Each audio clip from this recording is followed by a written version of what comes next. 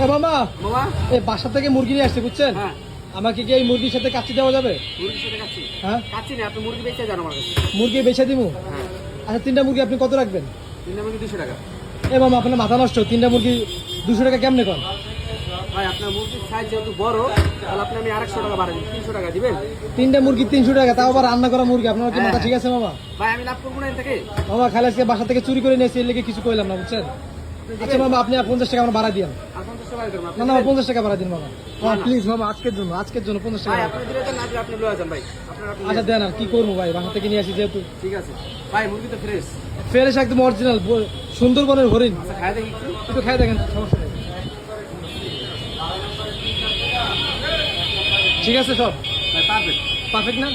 ঠিক আছে আমি রাখছি। বলছিলাম 50 টাকা ভাড়া দিতে, মামা দিলেন না। না ভাই দিলেন আপনি আমার 300 টাকা দেন।